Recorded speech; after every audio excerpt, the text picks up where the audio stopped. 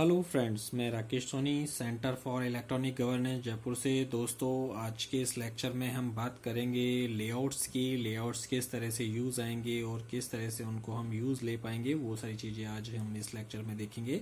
तो ऑटोकैड में इस लेक्चर में हम बात करने वाले हैं लेआउट्स की। तो चलिए स्टार्ट करते हैं।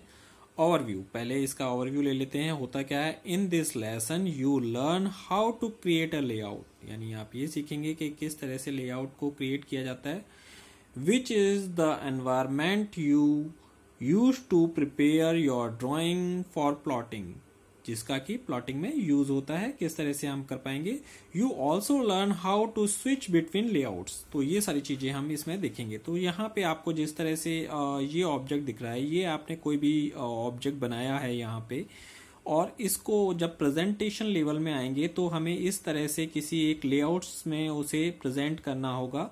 डायमेंशनिंग वगैरह देके इस तरह से लेआउट्स में प्रेजेंट करना होगा। तो वही लेआउट हम किस तरह से बना पाएंगे, वो सारी चीजें हम देखते हैं। तो plotting is a vital step in the process of communication. Your design and the use of layouts is an important part of preparing for plotting. तो यहाँ पे प्लॉटिंग के बिहाफ पे ही हम ये सारी चीज़ें करते हैं। लेआउट्स में इसीलिए कन्वर्ट करते हैं ताकि उसकी प्लॉटिंग कर सकें और उसे एक प्लेटफॉर्म तैयार कर सकें जिसमें हमें ऑब्जेक्ट किसी क्लाइंट को देना है। वो सारी चीज़ें हम इसमें देखेंगे। यू फॉलोइंग इमेज, आप देख पा रहे हैं, आप इस इमेज में ये सारी चीज़ें हैं कि हमें इस तरह का ऑब्जेक्ट हमने बनाया है और हम जब इसे देना चाहते हैं किसी को, तो वो सारा इस तरह से हम दे सकते हैं। चलिए इसके ऑब्जेक्टिव्स देख लेते हैं। After completing this lesson you will be able to state the purpose of layouts. तो इनका पर्पस क्या होगा, क्रिएट ए न्यू लेआउट, नया लेआउट किस तरह से बना पाएंगे, वो सारी चीजें इसमें इंक्लूड होंगी। चलिए आगे देखते हैं। अबाउट लेआउट क्या होता है। A layout is a environment use to output your drawing data. The data can include model space geometry and geometry added to the layout to enhance a specific plotted sheet. The following image show an empty layouts in a drawing. The layouts is only showing the selected paper size and the printable area on that paper. तो यहाँ पे जो layouts है वो आपको, जैसे यहाँ पे आपको जो नीचे स्क्रीन पर दिखते हैं, एक मॉडल दिखता है जिसपे आप हमेशा काम करते हैं, एंड यहाँ पे लेआउट्स बने हुए हैं। आप लेआउट कोई भी सेट करके रख सकते हैं ताकि आप डायरेक्ट प्लॉटिंग कर सकें। तो लेआउट यहाँ पे आप लेके आ सकते हैं।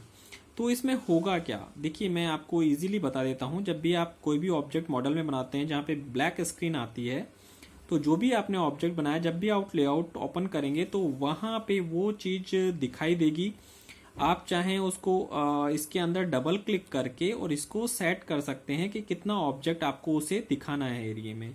जूम वगैरह करके, पेन जूम करके आप उस ऑब्जेक्ट को जो आपको उस लेआउट्स में लेना है, वो सारी चीजें आप उसमें दे सकते हैं।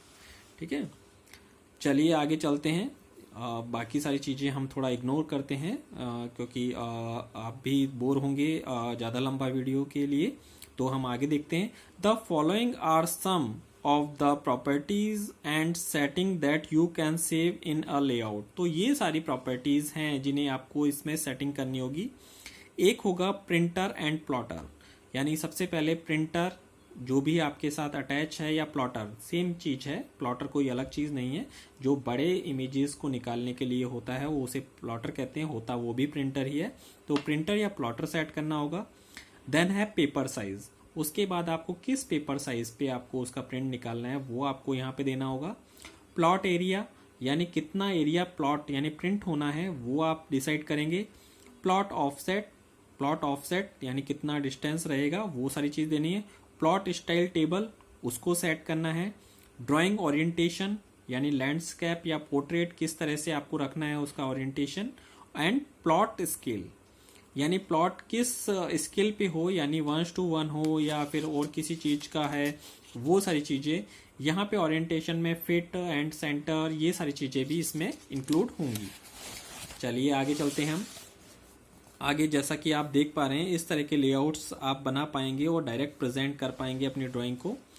तो क्रिएटिंग अ न्यू लेआउट तो किस तरह से होता है वो हम देख लेते हैं। You can add layouts to the current drawing based on the layout in the template file by copying an existing layout in the drawing or by adding a new one. To add a new layout, you use to layout, new layout और create layout wizard commands। तो इस तरह से कई सारे option होते हैं, तो वो क्या क्या होते हैं, किस तरह से एक्सेस कर सकते हैं आप कमांड को, वो देखते हैं। लेआउट को किस तरह से यूज करेंगे, कमांड लाइन में आपको लिखना है लेआउट एंड उसके बाद जाना है न्यू पर, तो इस तरह से कर सकते हैं। मेन्यू में इंसर्ट में जाना है, लेआउट्स पे जाना है, न्यू लेआउट्स पे क्लिक कर सकते हैं, तो इस तरह से आ सकता है।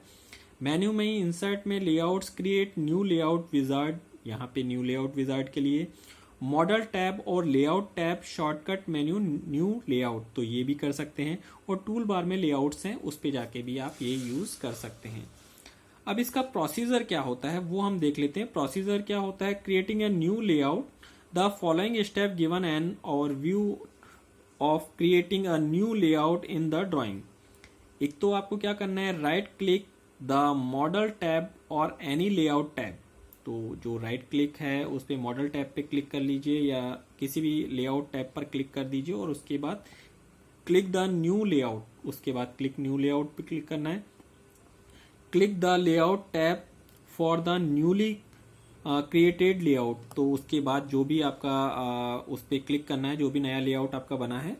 Second procedure, creating a new layout with the layout wizard, नया लेआउट विजार्ड से लेके आना है, तो वो कैसे करेंगे, following step given the overview of creating a new layout in the drawing using the wizard, तो वो किस तरह से करेंगे। फर्स्ट है click insert menu layout create layout wizard.